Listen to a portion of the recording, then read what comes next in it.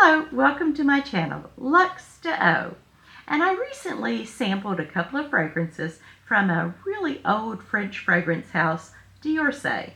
I'm not sure if you're familiar with them, but this was new to me, even though their earliest fragrance was released in the 1830s. The two today I'm going to talk about, the first one is going to be Holy Berry. The fragrance family would be a fruity, woody chypre fragrance. It's unisex, but in my opinion, it leans feminine, and it is perfect for this time of year, fall, winter. Also, I think through mid-spring, it would be fine.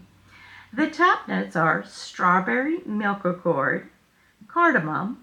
The middle notes you have iris concrete, jasmine, and in the base we have oud accord, vanilla, sandalwood, and amber extreme. It's an extrait de parfum with a 32% oil concentration.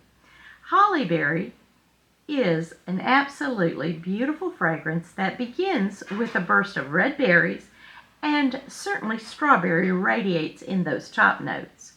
You also have that milky accord, so truly when they say strawberry milk, that is what you get from the first spray.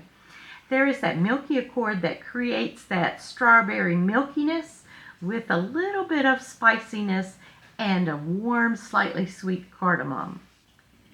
The iris concrete gives this a smooth depth. The white oud in this one leaves a lasting trail on the skin. The oud here isn't too heavy, and to me it isn't animalic. It is present, so you want to be aware of that.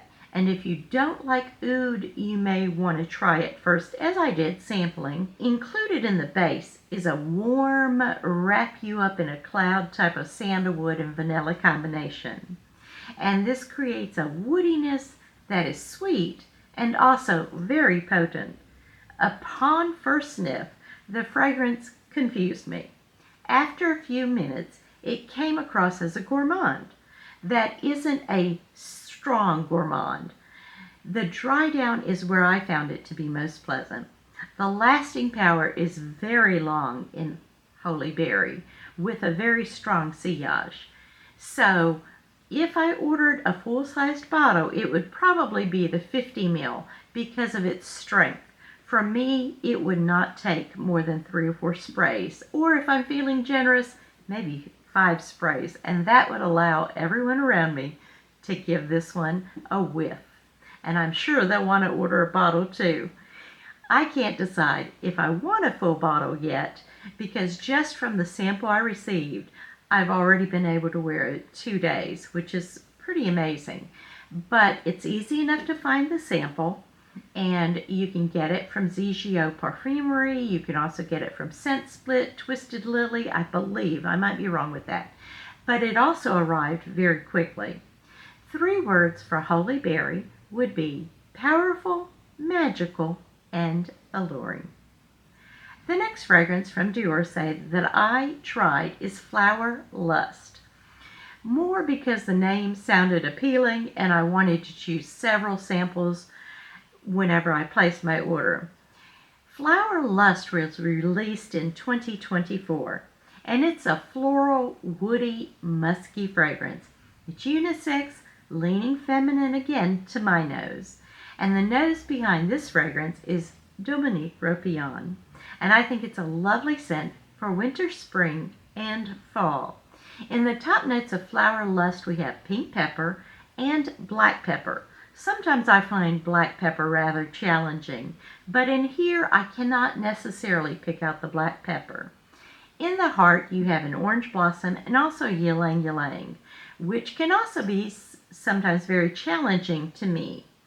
In the base you get the benzoin, sandalwood, tonka bean, patchouli, and vetiver. So you have a spiciness that begins the fragrance, but I don't get that strong peppery black pepper type of note, which I can find very unpleasant.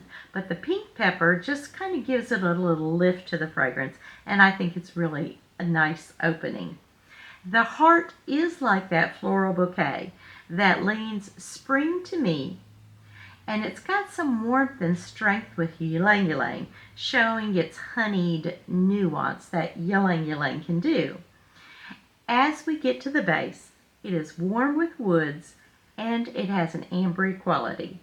The lasting power of Flower Lust is less than Holy Berry on my skin. It's still quite good. I would consider it moderate on me. For some, they may consider it strong. I think probably for most people. The sillage is also quite nice. I do not find Flower Lust to be a groundbreaking fragrance or different enough for me to own a full bottle. I do believe some may find this very addictive, but it just isn't one I feel like I need in my collection. 3 words for Flower Lust would be cocooning, romantic, and addictive. And those are my thoughts on the 2 fragrances I sampled from Dior. And because of the quality of the samples and the strength of the fragrance, I think that I'm able to give it a pretty fair determination of how I find it to wear on me and to my nose. So I would always advise sampling before you purchase it, and I'm glad that I did that. I've pretty much eliminated Flower Lust, but I am still intrigued with Holy Berry.